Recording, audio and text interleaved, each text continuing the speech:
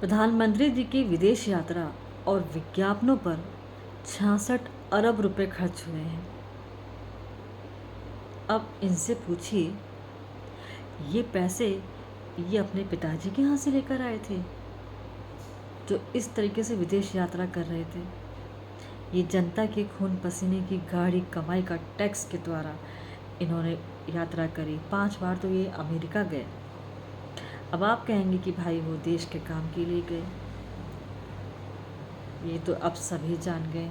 और कितना इन्होंने देश का काम किया है ये भी सामने आ गया है। ये नेता लोग जितने भी हैं ये बस जनता के खून पसीने की कमाई को टैक्स के द्वारा लूट रहे हैं। आपको पता है, नगर पालिका और नगर निगम वाले जो काम करते हैं, इतनी तेज़ी से गाड़ियाँ उठाते हैं, इतनी तेज़ी से इन्होंने कभी और कोई दूसरे काम नहीं किए होंगे। मैं तो देखकर ही हैरान हूँ। इंसान पीछे भाग रहा है, आ चुका है, वो कह रहा है कि मैं गाड़ी लेकर जा रहा हूँ, लेकिन एक गाड़ी के पीछे 7 से 8 आदमी एकदम जैसे कि होता है ना, हड्डी डाल दो तो कुत्ता कैसे लपकता है, इतनी तेज़ी से आते हैं और आँखों के सामने वो गाड़ी हुक में लगा के और बस ले जाते हैं।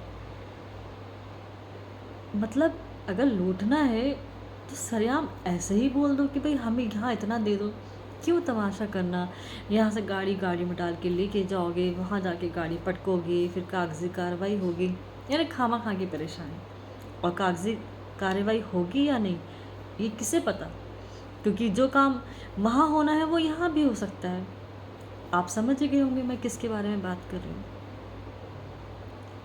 एक वीडियो देखी थी मैंने, एक भुट्टा बेचने वाला था, उसका सिलेंडर मतलब रोड पार करके गाड़ी से उतर के 4 लोग गए और चलते हुए उसको वो बंद करके और सिलेंडर उसका वहाँ से लेकर आए और सबसे पहले वो नगर पालिका की गाड़ी में रखा उन्होंने। ज़रा भी तरस नहीं आया उनको कि यार कम से कम वो अपनी रोजी रोटी कमा रहा है।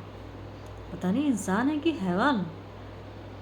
कभी कभी तो ऐसा लगता है कि चाहे वो पुलिस वाले हों चाहे कर्मचारी हो, बीजेपी के राज में सारे के सारे अपने आप को प्रधानमंत्री ही समझने लगते हैं।